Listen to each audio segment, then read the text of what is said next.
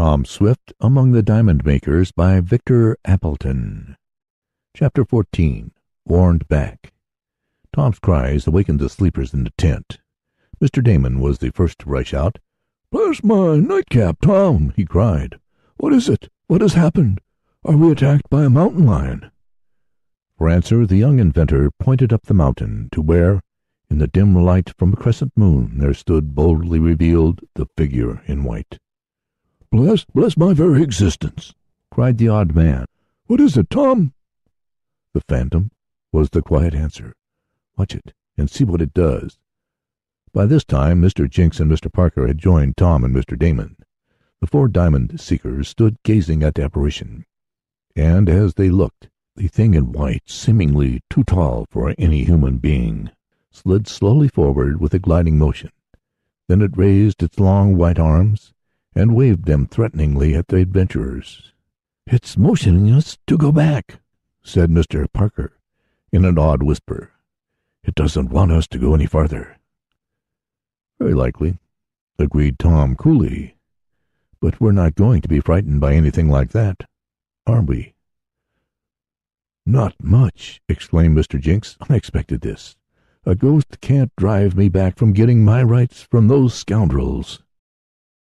"Suppose it uses a revolver to back up its demand?" asked the scientist.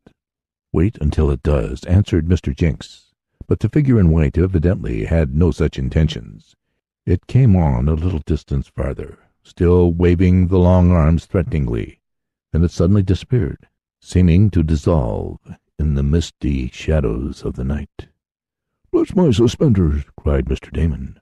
"That's a very strange proceeding, very strange. What do you make of it, Tom?" "It is evidently some man dressed up in a sheet," declared Mr. Jinks. "I expected as much." "The work of those diamond makers, do you think?" continued Mr. Damon. "I believe so," answered Tom slowly, for he was trying to think it out.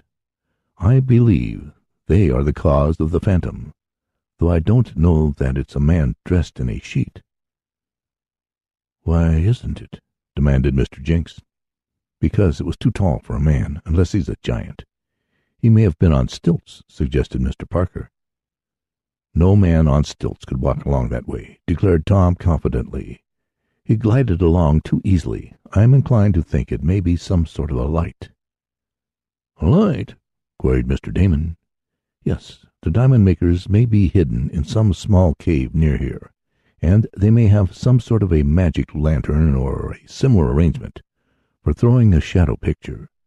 They could arrange it to move as they liked, and could cause it to disappear at will. That, I think, is the ghost we have just seen."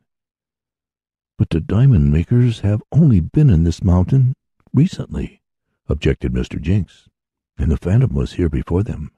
In fact, that was what gave the place its name."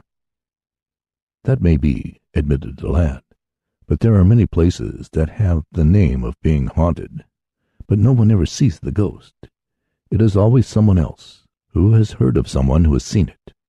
That may have been the case here. I grant that this place may have been called Phantom Mountain for a number of years, due to the superstitious tales of miners. The diamond makers came along, found the conditions just right for their work, and adopted the ghost, so to speak. As there wasn't any real spirit, they made one, and they used it to scare people away. I think that's what we've just seen, though I may be wrong in my theory as to what the phantom is." "Well, it's gone now, at any rate," said Mr. Jinks, "and I think we'd better get back inside the tent. It's cold out here." "Aren't some of us going to stand guard?" demanded Mr. Damon. "What for?" asked Mr. Jinks. "Why, bless my keyring, suppose that ghost makes a notion to come down here and use his gun, as he did on the miners." "I don't believe that will happen," remarked Tom. "The diamond makers, if the white thing had anything to do with them, have given us a warning, and I think they'll at least wait until morning to see how we heed it." "We aren't going to heed it," burst out Mr. Jinks.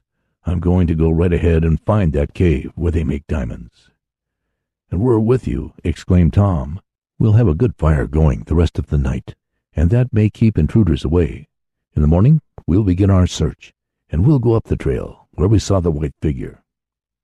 A big pile of wood had been collected for the fire, and Tom now piled some logs and branches on the blaze. It would last for some time now, and the adventurers, still talking of the ghost, went back into the tent. It was over an hour before they all got to sleep again, and Mr. Jinks and Mr. Damon took turns in getting up once or twice during the remainder of the night to replenish the fire. Morning dawned without anything further having occurred to disturb them, and after a hearty breakfast, to which Tom added some fish he caught in a nearby mountain stream, they set off up the trail on Phantom Mountain. They had left their tent standing, as they proposed, making that spot their headquarters until they located the cave they were seeking. What their course would be after that would depend on the circumstances. If they had expected to have an easy task locating the cavern in which Mr. Jinks had seen diamonds made, the adventurers were disappointed. All that day they tramped up and down the mountain, looking for some secret entrance, but none was disclosed. The higher they went up the great peak, the fainter became the trail, until at length it vanished completely. But this was not to be wondered at, since it was on solid rock, in which no footsteps would leave an impression. "They never brought you up here in a wagon, Mr. Jinks," decided Tom, when he saw how steep the place was. "I'm inclined to think so myself," admitted the diamond man. "They must have reached the cave from some other way. As a matter of fact, I walked some distance after getting out of the vehicle before we got to the cavern. But even at that, I don't believe we came this way."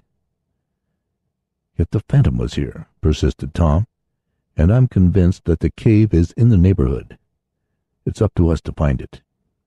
But they searched the remainder of that day in vain, and as night was coming on they made their way back to the camp. As Tom, who was in the lead, approached the tent, he saw something black fastened to the entrance. "Hello!" he cried. "Someone's been here. That wasn't on the tent when we left this morning." "What is it?" asked Mr. Damon. "A black piece of paper written on with white ink," replied the lad. He was reading it, and as he perused it, a look of surprise came over his face. "Listen to this," called Tom. "It's evidently from the diamond makers." Holding up the black paper on which the white writing stood out in bold relief, Tom read aloud: "Be warned in time. Go back before it's too late. You are near to death. Go back." "Bless my shoelaces!" cried Mr. Damon. "This is getting serious." End of chapter 14.